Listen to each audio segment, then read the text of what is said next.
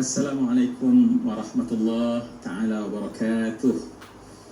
Alhamdulillah, thumma alhamdulillah. Alhamdulillahi rabbil alamin. Assalatu wassalamu ala ashrafil anbiya wal mursalin wa ala alihi wa sahbihi ajma'in. Wa ba'd. Penonton yang saya kasih sekalian, saya kira ramai daripada kita rasa tak nak berhenti daripada mendengar bacaan Quran daripada Al-Fadhil Ustaz Tirmizi Abdul Rahman sebentar tadi, dan juga kupasan yang begitu menarik yang diberikan oleh Al-Fadhil Ustaz Tuan Fazrul, dan saya kira kita mendapat banyak manfaat daripadanya insya-Allah. Dan alhamdulillah dalam sesi ini kita akan bersama-sama memenuhkan masa, dan saya yakin ramai di kalangan para lelaki yang melihat jam pada ketika ini dan menghimbau beberapa minggu, bulan yang sudah kita pada saat ini sepatutnya telah bersegera-segera untuk mendatangi rumah Allah Subhanahu Wa Taala, dan kita bawa hati kita, kita bersimpuh, kita beriktikaf dalam rumah Allah Subhanahu Wa Taala, menunggu laungan azan solat Jumaat, mendengar bicara khutbah yang diberikan. Tetapi kita semua faham Allah Subhanahu Wa Taala telah mentakdirkan sesuatu, dan kita harap dalam tazkirah kita pada kali ini, dalam segmen kita ini, dalam segmen tazkirah ini, kita dapat mempelajari sesuatu walaupun tidak sebaik kita mendapat fadilat dan keberkatan kita mendengar khutbah Jumaat. Semua yang saya hormati dan saya kasih sekalian, dalam segmen tazkirah ini kita akan membincangkan tentang kisah.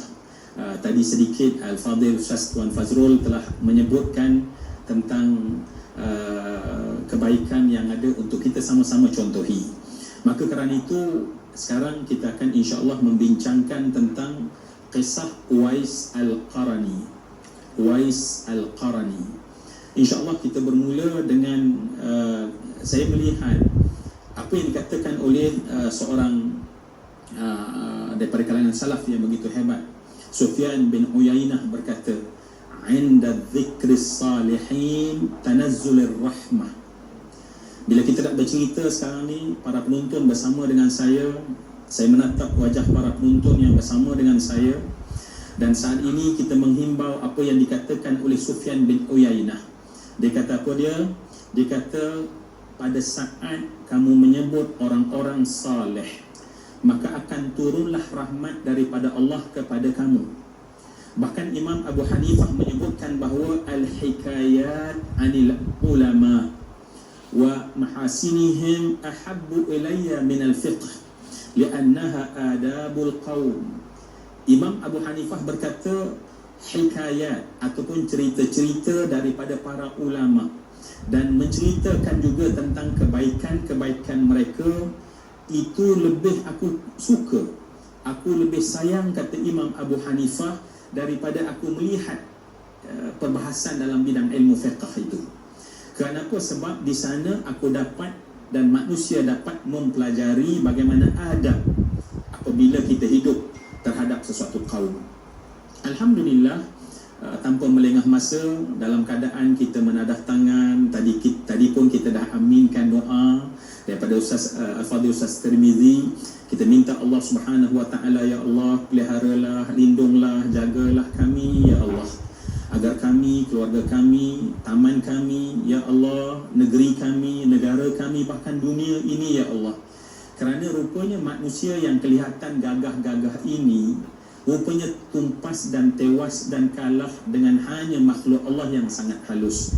Kerana itu marilah balik bergantung pada yang sebenar-benar besar dan sebenar-benar agung dan berkuasa, yakni Allah Subhanahu Wa Taala. Baik, bila kita melihat kepada, kita nak mempelajari tentang Uwais Al-Qarni ini, kalau kita lihat bahawa nama diberi adalah ataupun gelarannya adalah Abu Amru Uwais Ibn Amir Ibn Malik Al-Qarani Al-Muradi Al-Yamani. Ya. Jadi bila kita sebut begitu, kita tahu bahawa Uwais Al-Qarani ini adalah merupakan orang daripada Yaman. Ya, daripada tempat yang namanya Murad, ya, daripada kampung yang bernama Qaran. maka rani itu disebut sebagai qarani. Bahkan ada juga ulama menyatakan boleh menyebut dengan qarani ataupun qarni. Kita melihat terlebih dahulu kelebihan yang ada. Ya, kalau kita lihat dalam Imam Az-Zahabi dalam Syiar A'lam Nubala menyatakan bahawa sesungguhnya Uwais Al-Qarani ini digelar dia sebagai Sayyid Tabi'in. Sayyid, yakni penghulu kepada semua para tabi'in. Jadi apabila kita sebutkan terlebih dahulu dia merupakan adalah penghulu kepada semua tabi'in, maka kita tahulah bahawa Uwais Al-Qarani adalah merupakan seorang tabi'in. Ya. Baik. Bila kita katakan bahawa Uwais Al-Qarani merupakan seorang tabi'in, apa yang kita tahu bahawa tabi'in adalah mereka yang tidak berjumpa dengan Rasulullah. Ya. Tak berjumpa dengan Rasulullah sama ada dua keadaan. Sama ada mereka hidup di zaman bukan zaman Nabi SAW dan mereka hanya bertemu dengan para sahabat. Adapun yang lain tabi'in juga adalah apabila mereka walaupun duduk sezaman dengan Nabi tetapi mereka tak bertemu dengan Rasulullah, mereka hanya bertemu dengan sahabat. Baik, ini disebut sebagai tabi'in mukhadrami. Baik, itu adalah latar belakang sedikit yang kita sama-sama ingin mengenali susuk yang kita nak bincangkan pada hari ini. Baik, kenapa dia begitu hebat? Kalau tidak, masakan Imam Muslim membuat satu bab khusus dalam Sahih Muslimnya tentang bab kelebihan yang ada kepada Uwais Al-Qarani. Cuba bayang semua yang dikasih sekalian, maka ada bab dalam hadis Nabi SAW yang menceritakan tentang kelebihan yang ada pada Uwais Al-Qarani. Baik, marilah kita cuba tenggelam sekarang. Ya, kita cuba hayati apakah kelebihan yang ada pada Uwais Al-Qarani ini. Nabi sebut dalam hadis riwayat Muslim yang saya katakan tadi, banyak hadis di samping para ulama yang lain. Di antara hadis yang marilah kita lihat, saya lihat dalam mufti wilayah kita juga, pejabat mufti wilayah dalam Al-Kafi menerangkan tentang keistimewaan Uwais Al-Qarani dalam menjawab soalan. Maka kita mendapati bahawa Rasulullah menyebut inna khairat tabi'in, sesungguhnya sebaik-baik tabi'in. Ya, kita tahu tabi'in adalah orang yang bertemu dengan para sahabat, tak bertemu dengan Rasulullah. Ialah rajulun yuqalu lahu Uwais, adalah seorang lelaki yang dipanggil dia ataupun namanya adalah Uwais. Lahu walidah, baginya ada seorang ibu. Jadi bila kita sebut baginya seorang ibu dalam hadis yang lain, Nabi menyebutkan dia bukan sekadar ada seorang ibu, sebab saya ada seorang ibu, kita semua ada ibu, tetapi Nabi menyebutkan tentang Uwais ini secara khusus. Nabi menyebutkan dia ada seorang ibu dan sangat berbuat baik kepada ibunya. Dia seorang yang punya ibu dan sangat membuat kebaikan kepada ibunya. Kita mendapati bahawa Rasulullah dalam banyak-banyak, kita pasti melihat kepada Uwais Al-Qarani daripada sudut zahid, seorang yang zuhud, seorang yang wara, seorang yang sentiasa melakukan amrun bima'ruf wa nahyun 'anil munkar, bahkan dia akhirnya syahid. Kita mendapati bahawa Uwais Al-Qarani ini sifat yang paling menonjol padanya, dan pada hari Jumaat ini ada di antaranya waktu yang penuh mustajab ini. Dan saya bercakap dengan para penonton ketika berada kita di penghujung Syaban, kita sedikit lagi bakal menjengah bulan Ramadan, dan kita cuba nak hayati sifat yang ada pada Uwais Al-Qarani ini adalah bagaimana Allah telah rezekikan kepada dia sesuatu perkara yang paling penting bagi seorang bayi. Sebab kalau saya bertanya kepada para penonton yang bersama dalam rancangan tazkirah ini, maka pada ketika itu kita akan mendapati bahawa Uwais Al-Qarani ini dalam banyak-banyak kebaikan yang saya katakan tadi. Kalau saya tanya kepada para penonton, wahai para penonton, apakah sebenarnya yang kita nak buat dalam hidup? Saya yakin orang-orang baik di hadapan saya mula mendongak kepalanya, kemudian berfikir, saya nak jadi seorang yang tahajud di waktu malam, saya nak menjadi seorang yang berpuasa banyak, saya nak banyak melakukan sedekah, Saya nak supaya saya ini benar-benar akan menjadikan orang-orang yang boleh membaca Quran. Saya nak saya ini merupakan orang yang boleh bersedekah. Apa yang kita dapati bahawa kita mula menyenaraikan kebaikan-kebaikan yang kita nak persembahkan kepada Allah. Tetapi apa yang tak ada, semua yang saya kasih sekian, kenapa kita tidak seperti Uwais Al-Qarani? Uwais Al-Qarani ialah seorang yang bukan sekadar melakukan ketaatan yang kita lakukan tadi, tetapi ketaatannya yang paling utama adalah berbakti sepenuh tenaganya kepada ibunya yang sangat disayangi.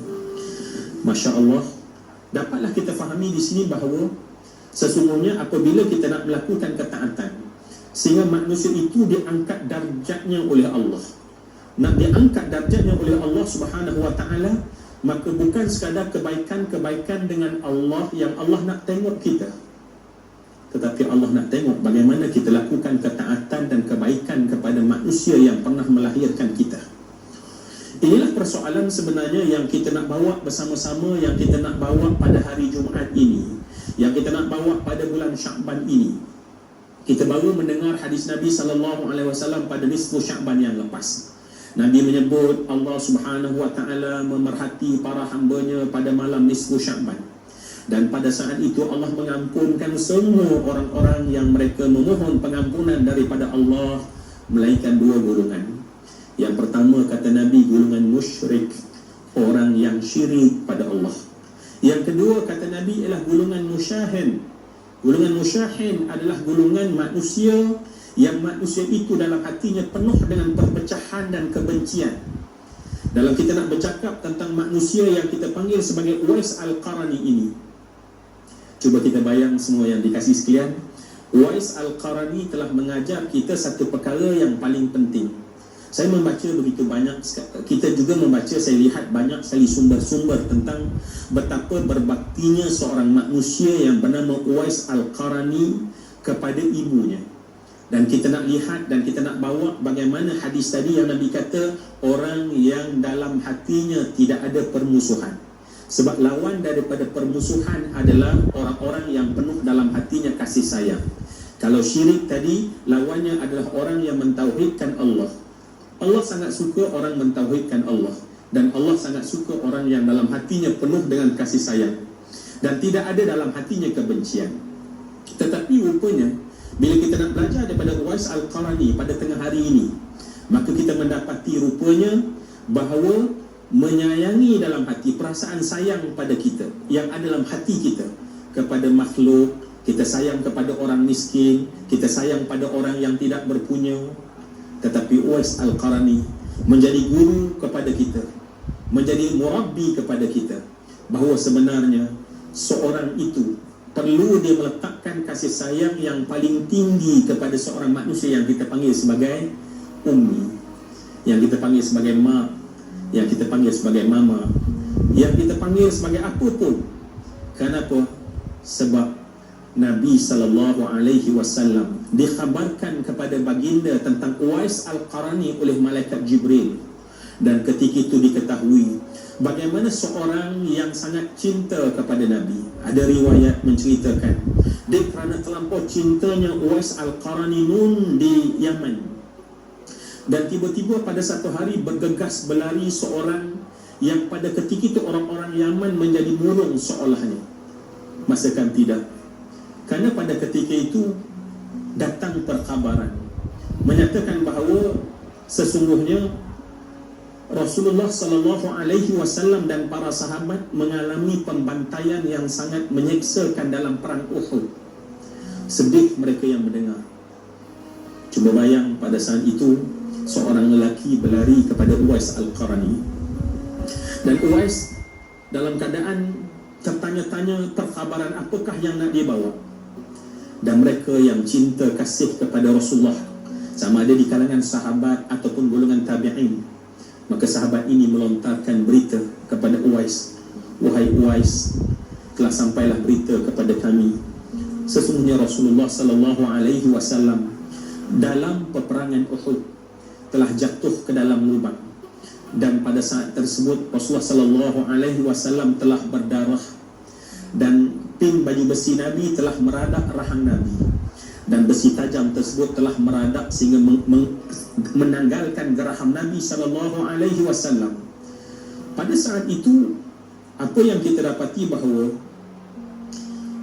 ketika dibagi tahu tentang keadaan Nabi yang sangat memilukan kepada seorang manusia yang tak pernah berjumpa dengan Nabi, dan pada saat tersebut tanpa untuk kita ikuti, tetapi hanya cukup memahami seorang yang merasai bagaimana sakitnya Rasulullah, bagaimana sengsaranya Rasulullah dalam perang Uhud tersebut. Maka pada ketika itu, tanpa Uwais sedari, maka dia telah mengambil seketul batu. Pada ketika itu diangkat batu tersebut dan dihentakkan ke mulutnya pada ketika itu ketiga sehingga berdarah. Dan orang yang bersama dengan Uwais hairan dan bertanya, "Kenapa wahai Uwais?" Apa jawab Uwais? "Aku hanya ingin merasai bagaimanakah kesengsaraan yang sedang ditanggung oleh Rasulullah." Baik, semua yang saya hormati dan saya kasih sekalian, bayangkan ya, seorang yang sebegitu sayang kepada Nabi, seorang yang sangat nak mempelajari sesuatu daripada Nabi, seseorang yang nak berjumpa dengan Rasulullah, dan dia sangat nak bertemu dengan Rasulullah, dan tidak ada perkara yang boleh menghalang dia, tetapi hanya satu perkara yang berada di hadapan dia: ibu yang sedang tua, ibu yang sedang terlantar. Sekiranya aku meninggalkan ibu ini untuk bertemu dengan kekasih aku, yakni Rasulullah, bagaimana keadaan ibu ini? Maka lantas pada ketika itu dipendam sahaja perasaan untuk bertemu dengan Rasulullah, semata-mata kerana ingin meletakkan keutamaan kepada seorang ibu. Rupanya semua yang dikasih sekalian, bukan semua orang yang berlari dan kemudian duduk di hadapan Nabi itu mendapat kedudukan yang tinggi di sisi Allah. Tetapi ada manusia yang keinginannya, kemahuannya begitu tinggi, tetapi sesungguhnya kemahuan itu rupanya terbatas kerana ada satu tanggungjawab yang lebih besar. Maka Allah Subhanahu wa ta'ala mengangkat tinggi kedudukannya di sisi Allah. Kenapa? Sebab Allah Subhanahu wa ta'ala menyayangi seorang hamba apabila seorang hamba tahu untuk membalas kebaikan pada orang yang pernah berbakti kepadanya. Bahkan Nabi SAW pernah menyebutkan bahawa man lam yashkurin nas lam yashkurillah, orang yang tak pandai berterima kasih kepada manusia, itulah orang yang takkan tahu untuk bersyukur kepada Allah.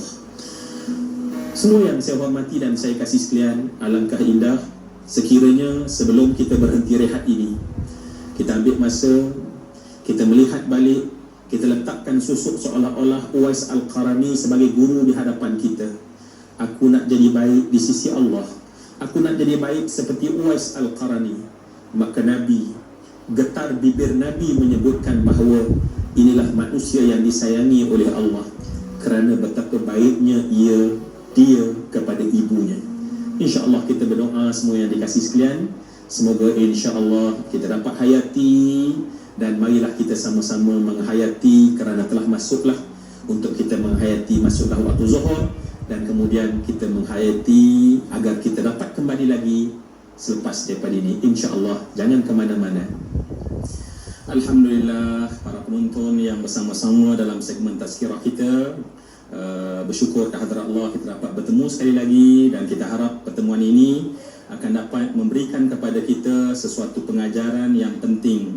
Dan saya yakin setiap yang sama-sama meneliti tazkirah ini, saya dan kita semua berkongsi untuk mempelajari satu susuk yang Rasulullah tidak pernah bertemu dengannya, tetapi kecintaannya kepada Nabi, bahkan Nabi merasai cinta itu dan memberikan cinta itu dalam bahasa yang sangat luar biasa. Dan tidak lain dan tidak bukan, kita nak letakkan susuk itu di hadapan kita sebagai contoh teladan dalam kehidupan adalah Uwais Al-Qarani. Dan kita semua tahu bahawa Uwais Al-Qarani adalah seorang lelaki yang Nabi sebutkan kepada Sayyidina Umar, sehingga Sayyidina Umar Al-Khattab pada setiap musim haji ataupun setiap masa datangnya rombongan ketika beliau menjadi Amirul Mukminin, pada ketika itu dia datang dan bertanya kepada kabilah-kabilah yang datang daripada Yaman, siapa di kalangan kalian adanya Uwais? Dan tahun demi tahun, maka Sayyidina Umar tidak mendapat jawapan itu. Sehinggalah satu hari bahawa Uwais datang dan kemudian bertemu dengan Sayyidina Umar Al-Khattab. Dan dalam Sahih Muslim menceritakan dialog itu, bagaimana Sayyidina Umar bertanya, adakah kamu Uwais? Dan dijawab, ya. Adakah kamu daripada Qaran? Dijawab, ya. Daripada Murad? Ya. Dan pada ketika itu, adakah engkau dulu adalah seorang yang pernah menderita sopak dan kemudian engkau disembuhkan oleh Allah sehingga akhirnya hanya ada satu warna putih yang masih ditinggalkan? Dia kata, ya. Dan adakah engkau mempunyai seorang ibu yang engkau melakukan kebaikan kepadanya? Dikatakan, ya. Ketika seluruh kriteria tersebut dijawab, menepati apa yang ada ditinggalkan oleh Rasulullah kepada Sayyidina Umar, maka pada ketika itu Sayyidina Umar Al-Khattab, cuba bayang, Sayyidina Umar Ibn Al-Khattab Ibni Naufal Ibni Abdul Uzza Ibni Riyah Ibni Abdullah Ibni Qurtib Ibni Razah Ibni Adi Ibni Ka'ab Al-Quraisy Al-Umawi. Cukup saya katakan bahawa Nabi pernah duduk dengan Jibril dan bertanya kepada Jibril, ya Jibril, sifli hasanati Umar. Jibril, tolong ceritakan aku tentang kebaikan Umar. Maka pada ketika itu, apa kata Jibril kepada Nabi? Kata Jibril, "Lau kana al-bahru midadan wasyajaru aqlaman lama hasartuha." Sekiranya lautan itu menjadi dakwah, pepohonan menjadi pena untuk aku menulis kebaikan yang ada pada Umar, maka Jibril berkata, aku tidak mampu untuk menulis kerana kebaikan Umar terlalu banyak. Semua yang saya kasih sekalian, boleh tak kita bayangkan sekarang seorang yang manusia kebaikannya seperti lautan, dan kemudian begitu banyak kebaikannya, tetapi Nabi menyebut kepada Sayyidina Umar, wahai Umar, apabila saatnya kamu bertemu dengan seorang yang bernama Uwais, maka pohonlah kepadanya agar dia meminta ampun pada Allah terhadap dirimu. Cuba bayang semua yang dikasih sekalian. Maka Uwais dengan penuh rendah dirinya pada ketika itu, sebab dia seorang zahid, dia seorang yang tawadhu, dia seorang yang wara. Maka saat Sayyidina Umar Amirul Mukminin menyebut, aku pohon, engkau doakan untuk aku, yang kemudian Imam Nawawi menyatakan bahawa tidak menjadi masalah siapa yang lebih afdal, siapa yang kurang afdal, tetapi mendoakan pada ketika itu, Sayyidina Umar minta Uwais mendoakan. Maka Uwais mendoakan keampunan untuk Sayyidina Umar Al-Khattab pada ketika itu, juga kepada Sayyidina Ali bin Abi Talib pada ketika itu. Dan pada ketika itulah semua yang dikasih sekalian, cukup kita memahami, Masya Allah, manusia yang hebat ini. Lantas Sayyidina Umar merayu agar manusia hebat ini adalah merupakan orang yang duduk di Madinah Munawwarah, tetapi dia berkata, aku akan ke Kufah. Semua yang dikasih sekalian, mungkin masa kita sangat ringkas untuk kita bercerita, tetapi marilah kita mengambil kesempatan ini. Apa yang ada pada Uwais, seorang manusia yang fizikalnya tak ada nilai pada pandangan manusia, tetapi hatinya sangat berharga di sisi Allah. Apa kebaikan yang dilakukan, yang kita minta pada Allah pada saat ini, ya Allah, rezekikanlah aku amal itu, ya Allah. Kita minta agar Allah Subhanahu wa ta'ala merezekikan kita dapat melakukan ketaatan dan melakukan sehabis baik kepada manusia yang kita panggil seorang ibu, manusia yang darah ini terbentuk daripada susunya, manusia yang tulang ini terbentuk daripada susunya. Ada di kalangan kita yang ibu-ibu masih bersama dengan kita, ucaplah syukur kepada Allah. Dan ada di kalangan kita para penonton yang bersama dengan kita, ibunya telah tiada, Allah telah jemput. Sama ada masih ada atau tiada, apa yang kita kena buat? Melakukan ketaatan dan buat terbaik kepada mereka. Yang hidup kita gembirakan, yang telah meninggal dunia kita panjatkan doa setinggi-tingginya. Sekiranya ini kita dapat lakukan, yakinlah insya-Allah Uwais yang kita bincangkan pada saat ini seorang manusia yang sanggup menggendong ibu di belakangnya, seorang manusia yang sentiasa duduk, tidak pernah mengangkat kepalanya saat bercakap dengan ibunya. Maka insya-Allah dengan berkat hari Jumaat penuh berkat ini, insya-Allah bulan Syaban ini kita semua akan mendapat kebaikan daripada kisah ini, dan kebaikan yang ada pada Uwais terbina pada diri kita. Semoga tazkirah ini sesuatu yang memberi manfaat pada saya dan semua para penonton, dan insya-Allah kita tahan untuk bersama-sama dalam kebaikan bersama dengan TV Hijrah. Jumpa lagi di masa akan datang. Assalamualaikum warahmatullahi wabarakatuh.